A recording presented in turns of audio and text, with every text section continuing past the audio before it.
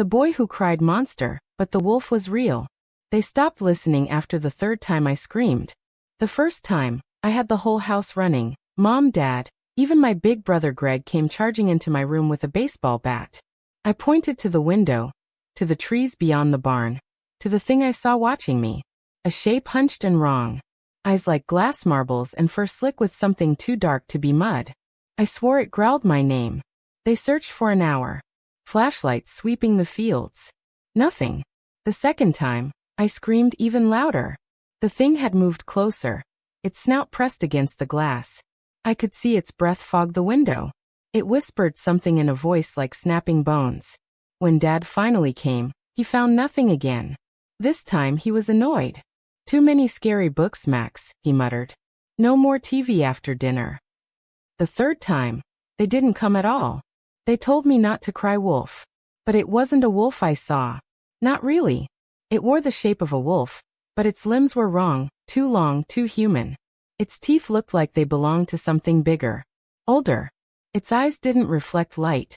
They swallowed it. I started sleeping with the lights on. Started double-checking my closet, under the bed, the hall. Greg teased me for being a baby, but he didn't see what I saw. The barn was the worst. It stood at the edge of our property like a rotting tooth. Something about it always felt off, cold, even in summer. Crows avoided its roof. Our dog wouldn't go near it. And I swear, sometimes at night, I'd hear something inside scratching, breathing, waiting. Then last Thursday, I made a mistake. I told my teacher. I thought maybe, just maybe, someone would believe me. I told her there was a creature near the barn. That it watches me at night and talks in voices that sound like dead leaves. She smiled tightly. Called my mom. Another lecture followed, another grounding. But that night, I didn't see the creature. I thought it was over. Until Greg didn't come home. He'd gone to the barn on a dare from his friends. Said he was going to prove his little brother was a liar once and for all. He never came back. But something else did. And it was wearing his face. Greg came back just before midnight, soaked in dirt and blood, but smiling. Not a scratch on him. Mom screamed when she saw him on the porch, said she'd called the police, that he'd been missing for hours. Dad wrapped him in a blanket, pulled him inside and kept saying, "Thank God. Thank God." But I just stood there, frozen. Something was wrong. Greg's eyes weren't his eyes. My brother had these muddy green eyes with flecks of gold, always darting, always laughing. The thing that came back had eyes like frozen glass, too still, too flat. And when it looked at me, something primal in my brain screamed. It knew me. It tilted its head in a way Greg never did and smiled wider than anyone should. Teeth too white. Gums too red. At dinner, Greg didn't eat. Just watched us. Didn't speak much either, except when Mom asked what happened in the barn. He paused for too long, then said, "It was nothing. Just got lost." But his voice was wrong. Not enough of Greg in it. Not enough fear. Not enough humanity. I didn't sleep that night. I kept the covers pulled to my chin, flashlight gripped in my fist. Every creak of the floorboards outside my room made my breath catch. And around 3 a.m. I heard it. Heavy footsteps. Then breathing. Right outside my door. Something dragged its fingers slowly down the wood. Not knocking. Not trying to come in. Just letting me know it was there. In the morning, Greg was already at the table, smiling at our parents like everything was fine. But when I walked in, he didn't blink. Just said, "You should have come with me, Max. It wanted to meet you." I dropped my cereal bowl. No one believed me when I said that wasn't Greg. That he smelled like rotting leaves and wet fur. That I saw claw marks on his ankles.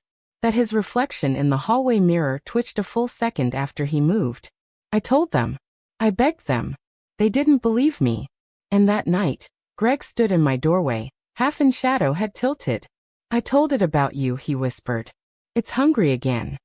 The next morning, Greg was gone again, but this time no one noticed. Mom hummed while making pancakes. Dad read the paper. I sat at the table, eyes locked on Greg's empty seat, waiting for someone to ask where he was. No one did. They even set 3 plates instead of 4. As if he had never existed. My stomach twisted. I ran to Greg's room. It was still there, his bed neatly made, his posters curling at the corners. But the scent was wrong. Not of shampoo or the old cologne he stole from Dad. It smelled like wet fur and mold. Like the inside of a dead tree. His backpack was on the floor. I opened it and froze. Inside was a single object. A wolf's tooth, dark and yellowed, too large for any animal I knew. Tied to a string with knotted hair. Human hair. I dropped it. My hands were shaking. I tried to tell Mom again. Tell her that Greg was gone. That something was pretending to be him. That it was in the house. But her face twisted into confusion. Then pity. Max, she said gently. You don't have a brother. The world shifted. I backed away, knocking over a chair. He was just here. You talked to him, you hugged him, he sat at the table. But she just stood there, blank and unblinking. Dad didn't even look up from his paper. Then I heard it again. A low growl from the hallway. I turned and there it was. Greg. Or the thing that wore Greg's face. Its jaw hung too low, bones clicking, eyes stretched wide with hunger. I ran.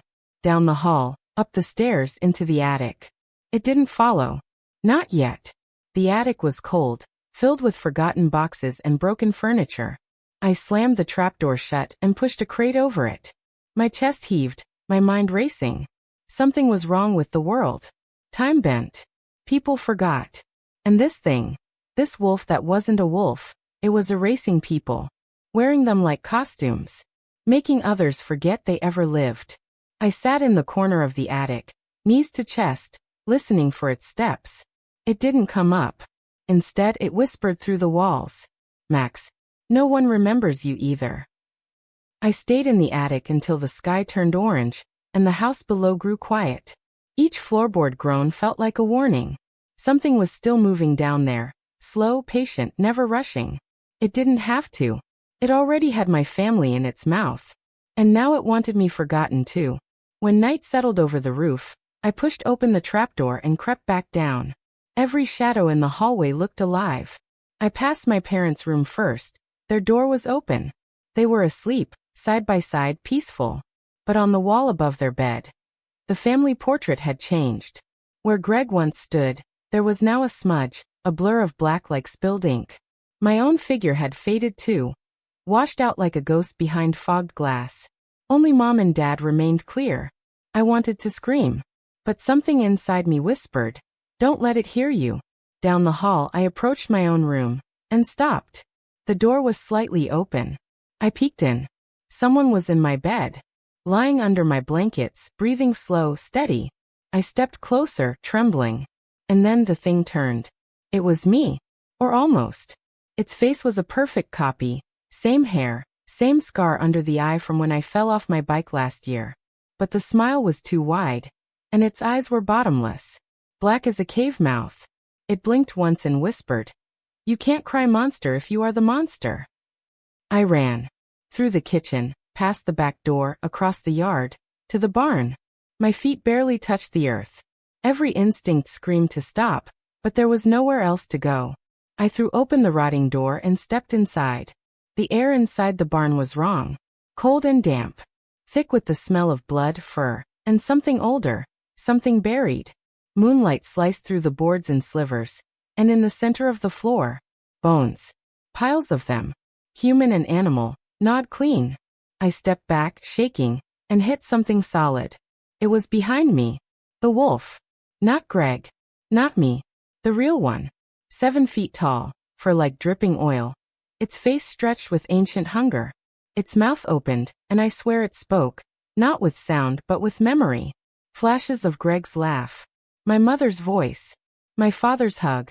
All crumbling like ash. "You were forgotten the moment you saw me," it growled. But I wasn't ready to disappear. Not yet.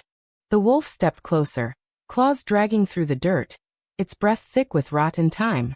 My legs wouldn't move. My voice caught in my throat like a stone. This was it. The end. I'd be swallowed like Greg. Worn like a mask until no one remembered I ever lived. But something stopped it. It stared at me, really stared, and its head tilted. Its grin faltered. I wasn't afraid anymore. Because in that moment, I remembered everything. Every small kindness. Every scrape and scar. The smell of Dad's cologne. The sound of Greg calling me Squirt. My birthday party when I turned 6 and no one could light the candles but me. My life. I remember. I whispered.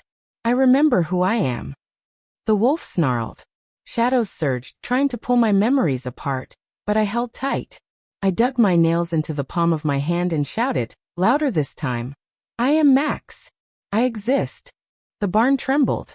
The walls cracked, light seeping through in long golden spears. The bones scattered, lifted by a sudden wind. The wolf shrieked, not in rage but in fear. It backed away, shrinking, unraveling like thread caught in fire.